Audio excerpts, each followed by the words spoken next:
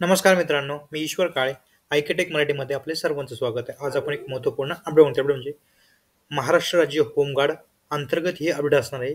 इथं होमगार्डची भरती निघाली त्या भरती संदर्भात अपडेट आपण बघणार आहोत. त्याचबरोबर ऑनलाईन पद्धतीनं अर्ज कसा करायचा, यासाठी कोण पात्र असेल, त्या संबंधित माझ्याकडे जी-आर आहे आणि त्याचबरोबर तुम्हाला मी त्या जी-आर बरोबर तुम्हाला असं माहिती दाखवणार आहे, की ऑनलाईन पद्धतीने तुम्ही अर्ज कशा पद्धतीने करता ते सुद्धा आपण या व्हिडिओमध्ये बघणार. त्यापूर्वी आपण या भरती संदर्भातील माझ्याकडे एक जी-आर आहे. तो जी-आर आपण इथे थोडक्यात बघूया. या जी-आरची लिंक तुम्हाला मी व्हिडिओच्या डिस्क्रिप्शनमध्ये सुद्धा देणार आहे. त्यावर क्लिक करून तुम्ही हा जी-आर बघू शकता. इथं आपण थोडक्यात इथं माहिती बघूया. इथे बघू शकता तुम्ही देशातील जास्तीत जास्त नागरिकांना सैनिक तसेच आपत्कालीन मदत कार्याचे कायदा व सुव्यवस्था सुरळीत राखण्याचे प्रशिक्षण देऊन जबाबदार व शिस्तप्रिय नागरिक घडविणे हा संघटनेचा उद्देश आहे. तर अशी काही माहिती जर आपल्याला लागली ते तुम्ही बघू शकता. आणखी खाली नंतर होमगार्डांना देय भत्ती आहे ते तुम्ही बघू शकता. त्याचबरोबर होमगार्ड नोंदणीकरिता कोणत्याही प्रकारचे शुल्क आकारले जात नाही. सदस्य मिळण्याकरिता कोणत्याही इतर मार्गाचा वशिला किंवा लाच अवलंबन करू नये. त्याकरिता कोणतेही लाच पैसे मागणी केल्यास अधीक्षक लाचलुचपत प्रतिबंधक कार्यालय बृहन्मुंबई किंवा मा समुपदेश होमगार्ड बृहन्मुंबई तथा पोलीस उपायुक्त सशस्त्र पोलीस ताणदेव मुंबई यांच्याशी संपर्क साधावा, असं तिने आपल्याला इथं सांगितलं आहे. यामध्ये आपण आणखीन काही माहिती बघूया. होमगार्डचे नोंदणी नियम व अटी इथं दाखवले तिथं बघू शकता तुम्ही. होमगार्डचे पात्रतेचे निकष इथं बघू शकता. तुम्हाला शैक्षणिक पात्रता कमीत कमी 10वी उत्तीर्ण असणे आवश्यक आहे आणि शारीरिक पात्रता इथं बघू शकता तुम्ही. वय 20 वर्षे पूर्ण तर 50 वर्षाच्या आत. ऑनलाईन अर्ज करतेवेळी उमेदवारांनी वय 20 वर्षे पूर्ण असणे आवश्यक आहे. त्यानंतर तुम्ही इथे उंची बघू शकता. पुरुषाकरिता 162 सेमी, महिलाकरिता 150 सेमी. छाती बघू शकता तर फक्त पुरुष उमेदवाराकरिता व न फुगविता किमान 76 सेमी व फुगवून 81 सेमी. आवश्यक कागदपत्रे तुम्ही बघू शकता. रहिवासी पुरावा, आधार कार्ड, मतदान कार्ड, ओळखपत्र. त्याचबरोबर मुंबई व उपनगर रेल्वे लगतच्या परिसरात राहणाऱ्या उमेदवाराचे कागदपत्र ग्राह्य धरले जातील. बाह्य जिल्ह्यातील कागदपत्र ग्राह्य धरले जाणार नाहीत, याची नोंद आपल्याला घ्यायची आहे. इथं तुम्ही शैक्षणिक अर्थ प्रमाणपत्र, जन्मदिनांक पुरावा, एस-एस-सी बोर्ड प्रमाणपत्र, शाळा सोडल्याचा दाखला, तांत्रिक अर्हता करीत असलं तत्सम प्रमाणपत्र सुद्धा तुम्हाला इथं लागणार आहे.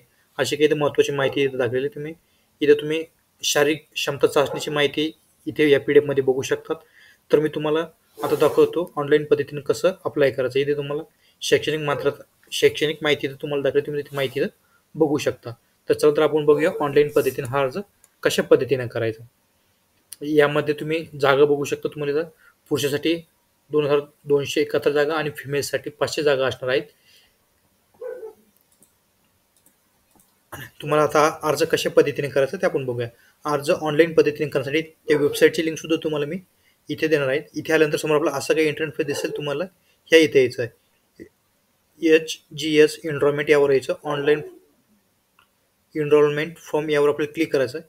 यावर क्लिक केल्यानंतर समोर आपल्याला असा काही इंटरफेस इथं बघायला भेटेल. इथं सुरू आपला ही जागा फक्त बघू शकता तुम्ही मुंबईसाठी आहे. तर तुम्ही मुंबईचे असेल तिथं अर्ज करू शकता. तुम्ही बघू शकता उमेदवार पथक निवडताना आपला निवासी पत्ता ज्या जिल्ह्यातील आहे त्या जिल्ह्याचा अर्ज करावा. तालुक्यातील नजीकच्या उप पथक निवड करावी. तसेच पोलीस ठाण्याची निवड करताना आपल्या निवासी पत्ता ज्या पोलीस ठाण्याच्या हद्दीत येतो ते पोलीस ठाणे निवड करावे. अन्य जिल्हा तथा तालुक्यातील उपपथक निवड केल्यास सदर अर्ज अपात्र ठरवण्यात येऊ शकतो. ते मी बघू शकतो. आपल्याला जिल्हा निवडून घ्यायचा. ही फक्त मुंबईसाठी जागा, त्यामुळे इथं मुंबईचं नाही, इथं मुंबई आपल्याला सिलेक्ट करायचं. त्यानंतर युनिट झोन आपल्याला इथं सिलेक्ट करायचा. ज्या कोणत्या झोनमध्ये तुम्ही येत असाल तर झोन आपल्याला इथं सिलेक्ट करून घ्यायचं. त्या झोन सिलेक्ट केल्यानंतर आपल्याला आपलं पोलीस स्टेशन आपल्याला सिलेक्ट करायचं. जे कोणतं तुमचं पोलीस स्टेशन असेल ते आपल्याला सिलेक्ट करून घ्यायचं. तुमचं पोलीस स्टेशन सिलेक्ट केल्यानंतर तुम्हाला तुमचं प्रथम इथं आडनाव टाकायचे, मग स्वतःचे नाव टाकायचे, मग वडिलाचे नाव टाकायचे. त्यानंतर तुम्हाला तुमचा नंतर आधार नंबर टाकायचा. आधार नंबर टाकल्यानंतर तुम्हाला तुमचा परमनंट ॲड्रेस आपल्याला टाकून घ्यायचा. ॲड्रेस टाकल्यानंतर तुम्हाला एक ईमेल आय डी असेल तुमचा, तर ईमेल आय डी तुम्हाला टाकून घ्यायचा. त्यानंतर डेट ऑफ बर्थ आपल्याला इथे सिलेक्ट करायची. त्यानंतर तुम्हाला तुमची हाईट इथे टाकायची.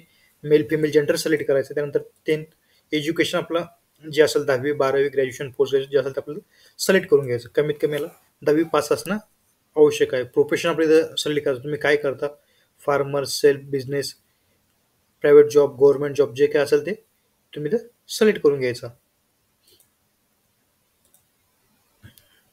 त्यानंतर तुम्हाला तुमचा मोबाईल नंबर टाकायचा. त्यानंतर टेक्निकल सर्टिफिकेट, तांत्रिक अर्हतेची संख्या आपल्याला इथं सिलेक्ट करायची. तुमच्याकडे तांत्रिक अर्हतेची संख्या असेल तर ते आपल्याला सिलेक्ट करून घ्यायची. जी असेल ती, नसेल तर नील करायचं. त्यानंतर होमगार्ड, यापूर्वी होमगार्डमध्ये होतं का, असेल तर येस करा, नसेल तर नो या ऑप्शनवर क्लिक करायचा.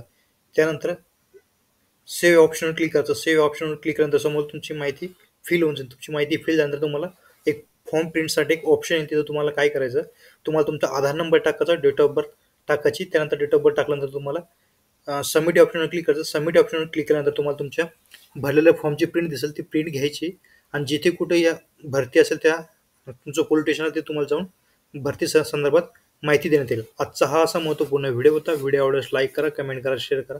असेच आपल्या चॅनलचे नवीन नोटिफिकेशन बघण्यासाठी चॅनलला सबस्क्राईब करतो. थँक्यू, धन्यवाद. पुन्हा भेटू नवीन अपडेट्ससह.